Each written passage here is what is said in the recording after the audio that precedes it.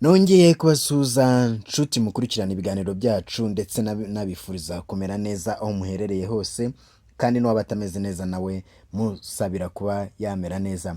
Hanyuma uyu munsi ndaje ngo twongere tuganire, hari ikindi kiganiro nabateguriye ku bijyanye no kwibaza ngo koko se inkuge ya Nowa yabayeho n'uramwuzure wabayeho? Kuko hari abibaza bati ese koko iriya nkuge yabayeho cyangwa se ntiyabayeho?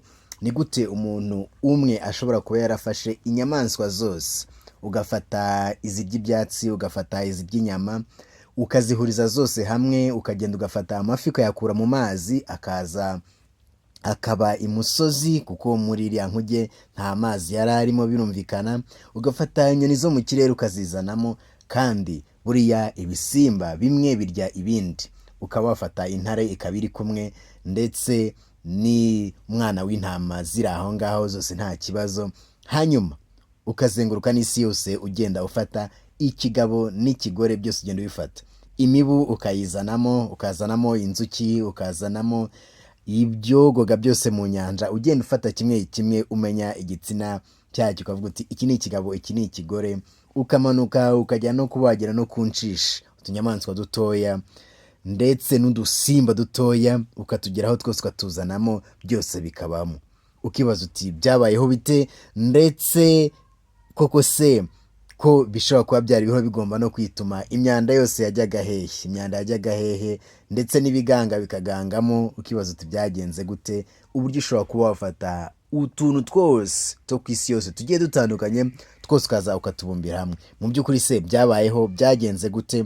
Turifashisha inyandiko zaba iza Bibiliya ndetse n'iz'abandi bagiye babyandikaho, turebera hamwe mu by'ukuri uko byagenze, igihe byabereyeho, uburyo byabayeho, uko abahanga babivugaho ndetse n'uko inyandiko zitandukanye zigenda zibivugaho, zaba iz'amasiyanse, zaba iz'abandi bahanga bo muri teolojiya, n'uko byose bigenda bivugaho. Turabirebera hamwe tumenye mu by'ukuri uko ibyo bintu byagenze.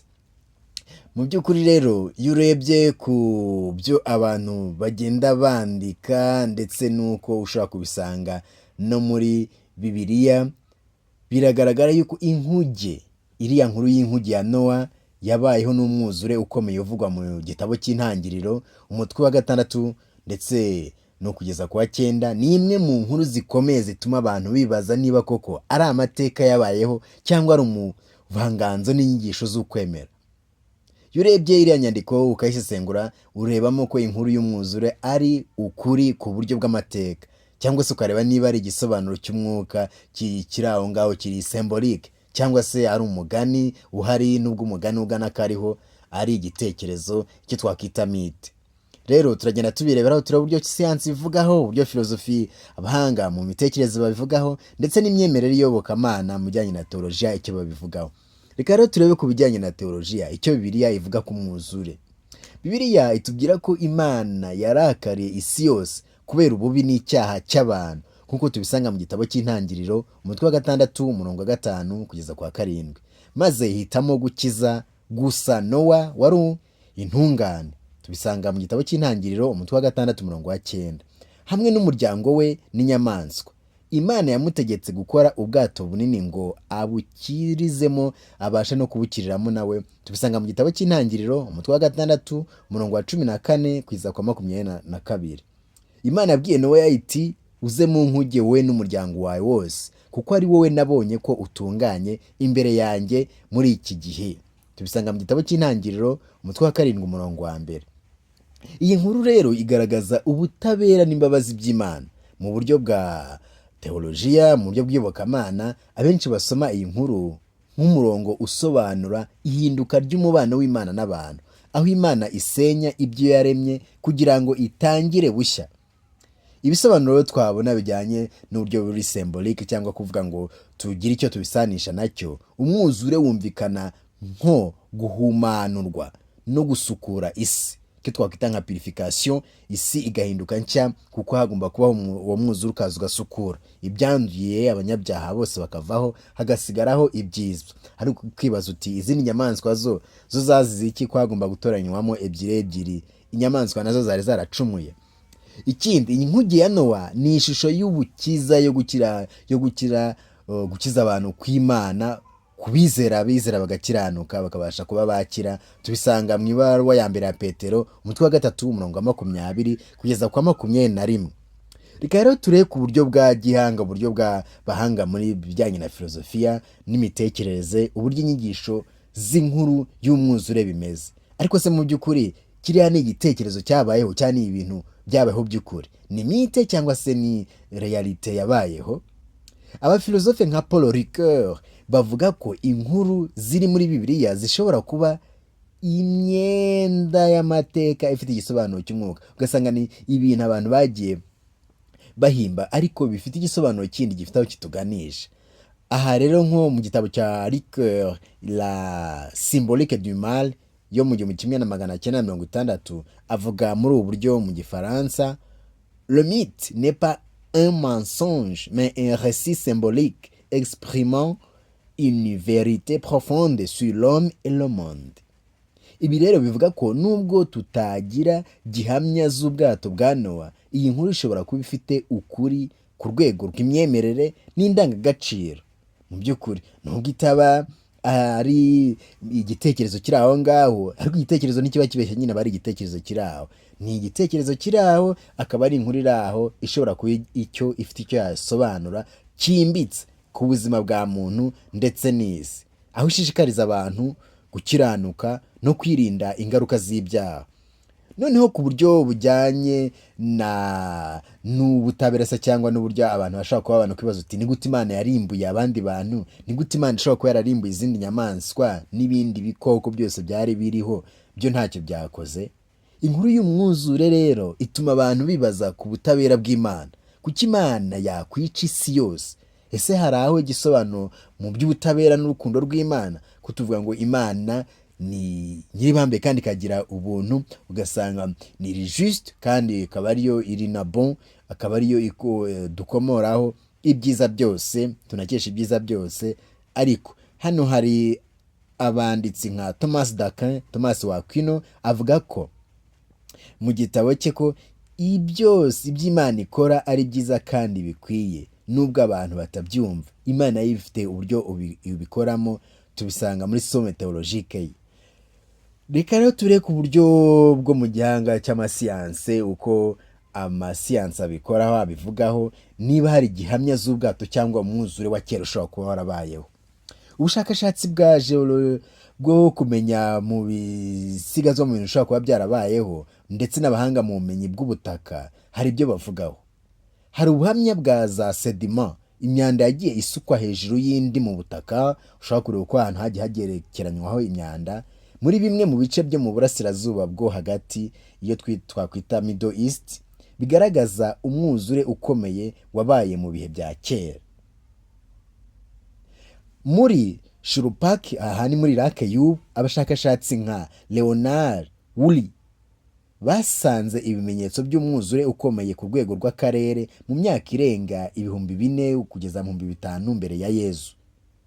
Noneho kuri Mountain Ararat muri Turukiya y'ubu hakunze kuvuga ko hari aho abantu babonye ibisigazwa bisa n'inkuge, nubwo nta gihamya kirenze gihari. Iyo turebye noneho mu bijyanye n'inyamaswa, imibereho y'inyamaswa muri zoology, abahanga bibaza uko Nowa yashoboraga gukusanya inyamaswa zo ku isi yose nk'uko natangiye mbivuga. Aha twavuga nk'umwanditsi umuhanga Richard Dawkins, umuhanga mu binyabuzima, avuga ko biri mu gifaransa, ndaza kugenekereza mu kinyarwanda: la diversité animale connue aujourd'hui ne pourrait pas tenir dans un seul bateau même gigantesque. Tugenekereje mu kinyarwanda, ubwoko ndetse ni ubwoko bwinshi bw'inyamaswa buriho uyu munsi ntibwakwirwa mu bwato na bunini uko bwaba bungana kwariko kose, ntibwakwirwamo. Twanareba rero ku bijyanye n'imibanire y'abantu n'uburyo abantu babaho, tukareba ndetse n'uburyo abantu bashobora kuba bagira inkuru z'umwuzure ziri mu bindi bihugu bitandukanye. Nko muri Babylon, inkuru ya Gilgamesh ivuga umwuzure usa neza n'uwabaye kuri Nowa mu gihe cye. Muri Hinduisme hari inkuru ya Manu wakijijwe mu mwuzure. Muri Amerika y'Amajyepfo ndetse n'ahandi hari abasangwabutaka ba Australia hari imihango ivuga umwuzure wo hambere. Ibi rero bishimangira ko umwuzure ukomeye ushobora kuba warabayeho mu buryo rusange, wibukwa mu bihugu byinshi ukajya uhabwa ibisobanuro bitandukanye. Birashoboka rwose. Ariko tunaganire tunarebe ko ese umwuzure ni inkuru y'ukuri cyangwa ni igitekerezo cy'inyigisho koko. Kubemera ko byabaye, bamwe mu biyobokamana bavuga ko Bibiliya ari ijambo ry'Imana, bityo byose ugasanga bishobora kuba byarabayeho, harimo n'umwuzure ndetse n'iriya nkuge. Bibiliya ntiyabeshya kuko Imana itabeshya. Ibyavuzwe ni ukuri ku buryo bw'umwuka, ku buryo bwa roho ndetse n'amateka. Tubisanga rero muri Gatigisimu ya Kiliziya Gatolika, niho wabisanga. Hanyuma reka turebe icya kabiri ku batekereza ko ari inkuru y'impimbano ishobora kuba yarabayeho ariko ifite inyigisho. Abandi bavuga ko rero iyi nkuru ari uburyo abantu ba kera basobanura ibihe by'ihindagurika rikomeye byagize ingaruka ku buzima.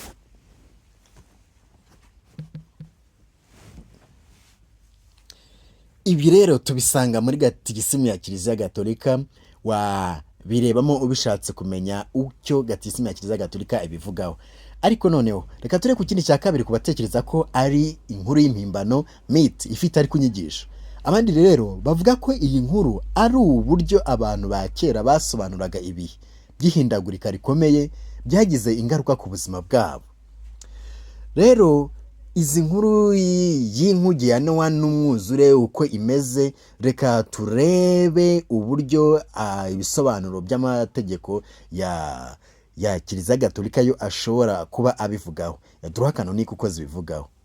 Icyo droit canonique ivuga ku byanditswe bitagatifu, Code de droit canonique yo mu 1983 mu ngingo zayo zirengera ukwemera n'inyigisho y'ukuri, ishimangira ko kuri kano ya 750 igika cyaho cya mbere, buri mukristo agomba kwemera n'ukwemera nyako ibyigishijwe na Kiliziya nk'ibyagaragajwe n'Imana, biri mu byanditswe cyangwa mu busobanuro buhoraho, tradition, kandi bigatambutswa mu nyigisho z'ukwemera muri magister. Ibi bisobanura ko nk'inkuru ya Nowa iri mu byanditswe byera, mu byanditswe bitagatifu, igomba gufatwa nk'inyigisho ifite agaciro gakomeye, nubwo ubu buryo bwo kuyisobanura bushobora kuba butandukanye bitewe n'igihe n'imyumvire ya muntu. Uko Kiliziya isobanura inkuru ya Nowa mu nyigisho zemewe. Catéchisme de l'Église catholique nayo, iyi ni Gatigisimu ya Kiliziya Gatolika, nayo ifatwa nk'isoko yemewe ya droit canonique y'amategeko ya Kiliziya mu rwego rw'inyigisho, aho igira iti: isezerano rya kera ni igice cy'ingenzi cy'ibyanditswe. Inkuru nk'iya Nowa igomba gusoma nk'igisobanuro cy'umugambi w'Imana, kirimo amateka n'inyigisho bya Roho Mutagatifu. Wakomeza rero, hari abo bavuga bati abakristu, aha ni kuri paragrafe y'1094, abakristu basoma isezerano rya kera bagomba kubisoma mu rurimi rwa Kristu nk'uko Kristu. Inkuru za kera zifite ubusobanuro bwa mbere, ariko nanone zigaragaza ibisobanuro biruseho mu isezerano rishya. Urugero, Nowa agaragara nk'ishusho ya Kristu utabara imbaga mu gihe cy'icyaha. Noneho turebe muri rusange inkuru za Bibiliya, ese zigomba gufatwa nk'amateka nyakuri?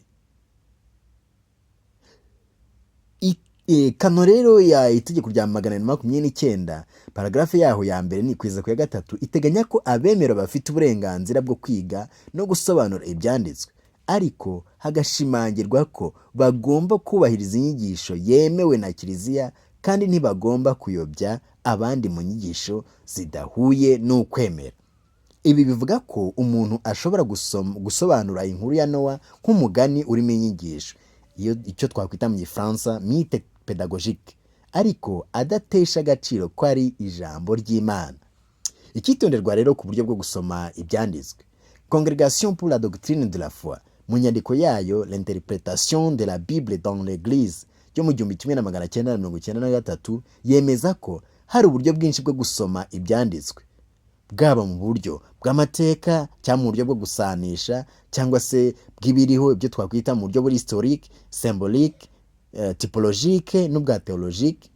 Kuri iyi nkuru ya Nowa rero umuntu ashobora kuyisoma nk'amateka, nk'inkuru yabayeho koko, cyangwa se nk'ishusho, icyo twakwita tipoloji, Nowa nk'umukiza, cyangwa se nk'ubutumwa bwa Roho Mutagatifu, umwuzure w'icyaha n'inkuge nk'uburyo bwo gukiza umuntu. Umwuzure akaba ari icyaha, nk'uburyo twabonamo icyaha, ni inkuge rero tukayifata nk'uburyo bwo gukizwa.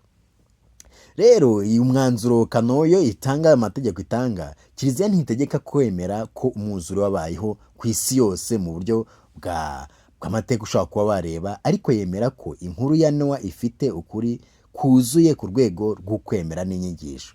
Ibyanditswe bitagatifu rero bifatwa nk'ukuri mu murongo w'umugambi w'Imana, niyo byaba bitafashwe nk'amateka nyayo 100%. Umukristu yemerewe kwibaza no gusoma ibyanditswe mu buryo bwagutse, ariko agashingira ku nyigisho zemewe za Kiliziya. Aha ni ku bakristu ba Kiliziya Gatolika, uburyo bagomba kubifata.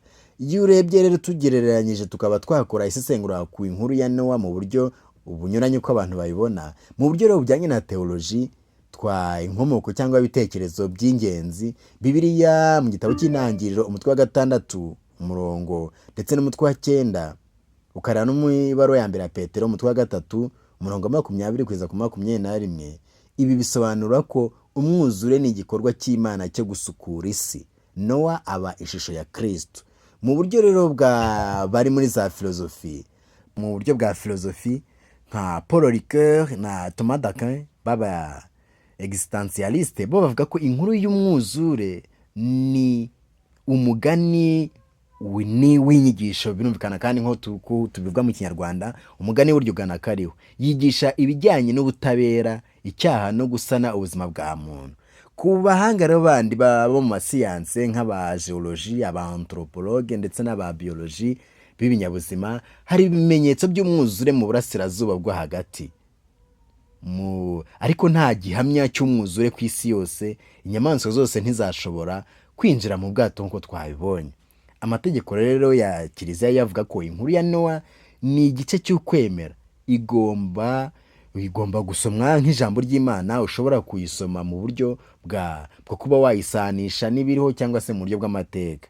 Rero buriya ikintu gihari nuko bose bafite uko bagenda babivugaho mu buryo butandukanye, nk'uko twagiye tubiganiraho. Urumva ko hagiye hari ingingo zitandukanye ndetse n'uburyo abantu bagenda babivugaho mu buryo butandukanye. Rero iyi nkuru ya Nowa ndetse n'umwuzure ukomeye ni imwe mu nkuru zikomeye zihuza imyemerere, ubutumwa n'inyigisho, ndetse n'ibibazo by'ubumenyi umuntu ashobora kuba yibaza. Nubwo nta gihamya idashidikanywaho kigaragaza neza ko umwuzure uvugwa mu ntangiriro wabayeho ku isi yose, hari ibimenyetso bishingiyeho ku mateka se cyangwa muri geology n'imico y'amahanga menshi bishobora gutuma dusobanukirwa ko habayeho umwuzure ukomeye ku rwego runaka. Mu buryo bwa teoloji, iyi nkuru isobanura ubutabera bw'Imana, ubushobozi bwo gusana isi n'agaciro k'ukwizera no kumvira Imana. Twavuga ko rero nubwo tudafite igisubizo gihamye cy'uko inkuru ya Nowa ari amateka adashidikanywaho, ifite agaciro gakomeye mu myemerere n'inyigisho za muntu, ndetse n'ibimenyetso by'amateka bishobora kuyihuriza ku byabayeho koko ku isi ya kera. Hari igitekerezo ndetse n'indi komantere ushobora kuba ufite, ndetse n'ikindi wibaza cyangwa se ikindi wifuza ko twaganiraho, wagishyira muri comments. Nkwibutsa ngo niba utarakora subscribe uyikore, hanyuma usangize abandi ikiganiro, ndetse unashyiraho comments ushobora kuba ufite, turusheho kugenda twagura umuryango wacu. Murakoze, naho ubutaha kandi Imana ibarinde.